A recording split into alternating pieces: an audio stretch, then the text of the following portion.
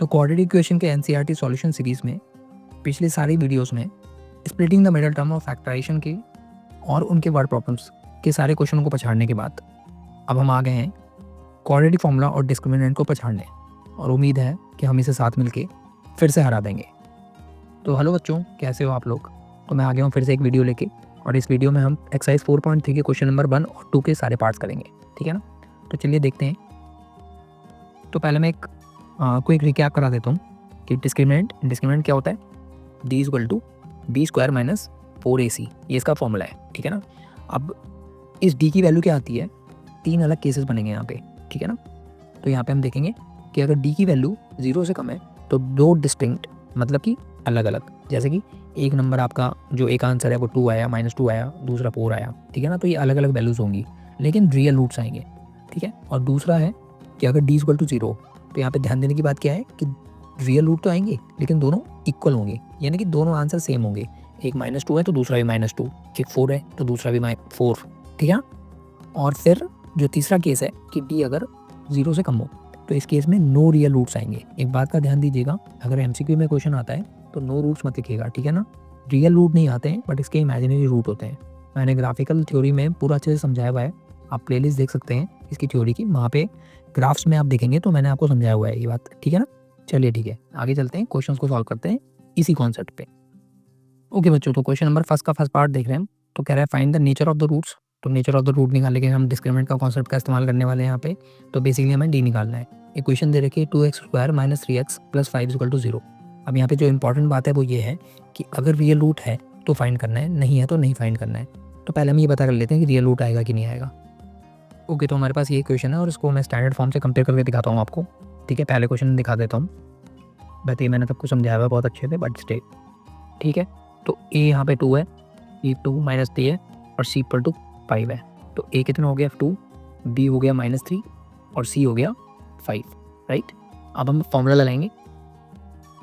तो डिस्क्रिमिनेंट होता है बी स्क्वायर, यानी कि -3 का स्क्वायर -4ac, ठीक है। सारी वैल्यूज डाल दीजिए, सॉल्व करते हैं इसे। -3 का स्क्वायर 9 होगा और 4 × 2 = 8, 5 = 40 होगा। जब इसे सॉल्व करेंगे तो -31 आंसर आएगा, यानी कि यहाँ पे हमारी डी जो है वो 0 से कम है। तो यहाँ पे क्या होगा, यहाँ पे नो रियल रूट्स होंगे, तो हमें इसे सॉल्व करने की जरूरत नहीं है। तो यही है इसका फाइनल आंसर। आपको ये स्टेटमेंट जरूर लिखनी है, ध्यान रखिएगा, ठीक है ना। चलिए नेक्स्ट क्वेश्चन पे देखते हैं वहाँ पे रियल रूट आता है कि नहीं। ओके, तो नेक्स्ट क्वेश्चन में भी सेम चीज़ है और यहाँ पे इक्वेशन मैंने लिख दिया 2x² - 6x + 3। और जब मैं ऐसे स्टैंडर्ड इक्वेशन से कंपेयर करूँगा तो मेरे को a2 मिलेगा, b -6 मिलेगा और c 3 मिलेगा, ठीक है ना। तो डिस्क्रिमिनेंट निकाल देते हैं इसका फटाक से। तो d होता है b² - 4ac, ठीक है। तो d हो जाएगा, b है यहाँ पे -6 और इसका स्क्वायर -4 × a है 2 और c है 3, ठीक है। -6 का स्क्वायर 36 हो जाएगा और 4 × 2 = 8, 3 = 24। सॉल्व करेंगे इसे, 36 - 24 = 12 है हमारा डिस्क्रिमिनेंट। अब यहाँ पे इंपॉर्टेंट बात क्या है कि जो 12 होता है वो 0 से बड़ा होता है, राइट। तो यहाँ पे 2 डिस्टिंक्ट रियल रूट्स आएंगे। यहाँ पे ध्यान देना है कि आंसर्स अलग अलग होंगे, ठीक है।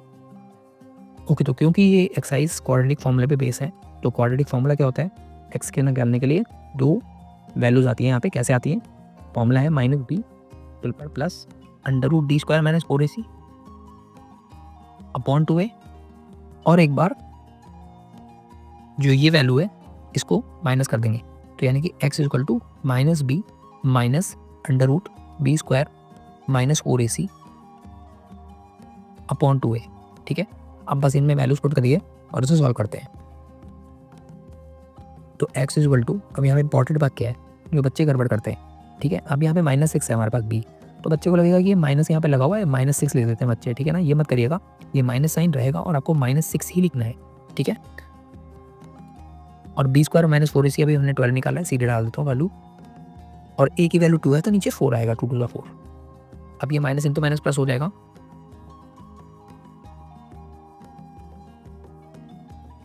एक और बात, ये नहीं कटेंगे, प्लीज़ ऐसे मत काटा करिए, ठीक है ना। ऐसे बहुत सारे बच्चे काट देते हैं, मुझे समझ नहीं आता क्यों करते हैं वो ऐसा।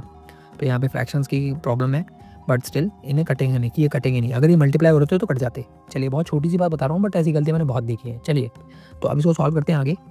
तो √12 को हम पेयर वाले मेथड से करते हैं सॉल्व, तो यानी कि 2 टू ज़ा 4 3 ज़ा 12 ये पेयर है, बाहर आ जाएगा, तो बेसिकली 2√3 रह जाएगा हमारे पास। तो वैल्यू डाल देते हैं, तो ये हो जाएगा 6 प्लस 2√3 अपॉन 4। देखिए अब इन दोनों में 2 कॉमन निकल जाएगा, तो हम 2 कॉमन निकालेंगे तो अंदर बचेगा 3 प्लस √3 अपॉन 4, राइट। ये कट जाएंगे बिकॉज ये मल्टीप्लाई हो रहा है, तो 2 2 आ जाएगा। तो हमारे पास बेसिकली क्या आ जाएगा आंसर, 3 प्लस √3 अपॉन 2। तो ये हमारी पहली वैल्यू आ गई। दूसरी भी निकालेंगे ऐसे ही, तो x इक्वल टू फिर से वही -6 और बाहर माइनस √12 अपॉन 2 टू 4, ये हो जाएगा 6 माइनस और फिर से वही 2√3 अपॉन 4, 2 कॉमन निकल जाएगा, 3 माइनस √3 अपॉन 4, ये फिर से कट जाएगा और ये वैल्यू आ जाएगी 3 माइनस √3 अपॉन 2। तो ये हमारी दूसरी वैल्यू हो गई और यही हमारे दोनों आंसर्स हैं, ठीक है ना। और अब हम क्या खास बात देख रहे हैं कि दोनों रियल रूट हैं और दोनों के दोनों अलग हैं, डिस्टिंक्ट हैं, ठीक है ना। 2 माइनस 3 और 3 माइनस 2 एक ही नंबर नहीं होता, कम्यूटेटिव प्रॉपर्टी। तो ध्यान दीजिए यहाँ पे ये सेम वैल्यूज नहीं है, क्योंकि यहाँ पे 3 माइनस हो रहा है और 3 प्लस हो रहा है। चलिए ठीक है, तो ये हमारा final answer. Next question solve करते हैं और वो फर्स्ट पार्ट का लास्ट भी है, फर्स्ट क्वेश्चन का लास्ट पार्ट भी है। ओके, तो ये है हमारा क्वेश्चन नंबर 10 का थर्ड पार्ट। मैंने इक्वेशन लिख दिया है यहाँ पे, तो फटाफट A, B और C निकाल लेते हैं। मैं फिर से रिमाइंड कराता हूँ कि ये लोग कई बार जंबल करके दे देते हैं आगे पीछे करके, तो इन्हें प्रॉपर्ली स्टैंडर्ड फॉर्म में लिखना जरूरी है, वरना आप आंसर गलत निकाल लेंगे। एनीवेज, A की वैल्यू 3 है, B की वैल्यू -4√3 है और C की वैल्यू +4 है। तो डिस्क्रिमिनेंट निकालते हैं, तो D equal to B square, यानी कि -4√3 का होल स्क्वायर, -4, A है 3, C है 4। चलिए -4√3 में पहले नंबर्स को मल्टीप्लाई करेंगे और फिर रूट को मल्टीप्लाई करेंगे, हमारा काम हो जाएगा। जिनको भी मुश्किल लगता है उनको बता देता हूँ। तो यहाँ पे -4√3 इंटू -4√3 -4 3 12 4 48, ठीक है। अब मैंने क्या बोला अभी कि हम पहले नंबर को मल्टीप्लाई करेंगे, पहले ऑपरेटर्स मल्टीप्लाई कर देंगे तो प्लस आ जाएगा, ऑपरेटर मतलब माइनस साइन, और 4 4 16 और √3 इंटू √3 3, ठीक है। तो 16 3 48 और 48 माइनस 48 इज इक्वल टू 0। तो बच्चों यहाँ पे हमारा डिस्क्रिमिनेंट जो है वो इक्वल टू 0 आया है, राइट। तो यहाँ पे 2 इक्वल और रियल रूट्स आने वाले हैं हमारे पास, तो अब इसे सॉल्व करना है। ओके, तो इसे सॉल्व करने के लिए क्वाड्रेटिक फॉर्मूला लगाएंगे। पहले मैं प्लस वाली वैल्यू ले रहा हूँ, तो क्या हो जाएगा, x equal to -b plus √d लिख देता हूँ, क्योंकि यहाँ पे b स्क्वायर -4 इसी का मतलब d होता है। आप लोग मत लिखिएगा, मैं शॉर्ट कर रहा हूँ इसे बस, ठीक है। तो x इक्वल टू, अब -b हो गया माइनस और -4√3, माइनस लेना है, ध्यान रखिएगा, और d है क्योंकि 0, तो √0 जो है 0 ही होगा, और नीचे आ जाएगा 2 इंटू 3, तो ये हो जाएगा 4√3 अपॉन 6, ठीक है। ये कट जाएगा, 2 2 2 3 तो 2√3 अपॉन 3 इसका आंसर है। बट बुक्स में इन्होंने, क्योंकि 3 को हम √3 इंटू √3 लिख सकते हैं, तो ये इन्होंने ऐसे कर दिया है, ठीक है। दोनों आंसर सही है, कोई भी प्रॉब्लम नहीं होने वाली है, बट स्टिल मैं बुक से इसे मिला देता हूँ। तो इन लोगों ने 2/√3 दिया हुआ है ऐसे, ठीक है। तो ये हो गई पहली वैल्यू। अब क्योंकि इक्वल टू 0 है तो दूसरी वैल्यू भी सेम ही आने वाली है, तो वो भी देख लेते हैं कैसे आएगी। और वो इसलिए आएगी क्योंकि देखिए यहाँ पे +0 हो रहा है, -0 होगा, सेम बात रहेगी।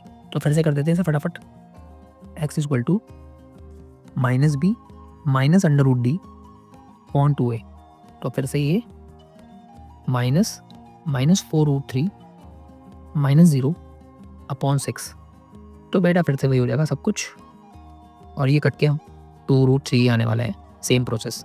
तो ये हम क्या देख रहे हैं, एक वैल्यू ये आई, एक वैल्यू आई, और दोनों की दोनों वैल्यू इक्वल है, राइट। तो यही हमारा आंसर है। ओके, क्वेश्चन नंबर 2 का फर्स्ट पार्ट। और ये के वाले क्वेश्चंस ना CBSE के बोर्ड में बहुत आते हैं, ठीक है ना, मतलब हर बार आते हैं, मैंने बहुत बार देखा है इसको, तो थोड़ा सा ध्यान दीजिएगा, ईजी है ये। यहाँ पे एक हिंट देते हैं ये लोग, आपको बस वही समझना है कि हिंट क्या है। यहाँ पे देखिए बात क्या है कि ये कह रहे हैं कि वैल्यू ऑफ के फाइंड करनी है और इस इक्वेशन में के दे रखा है।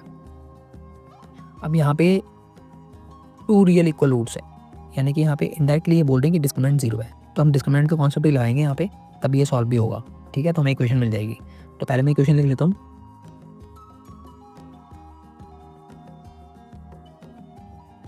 ओके, तो डिस्क्रिमिनेंट हो जाएगा b² माइनस 4ac।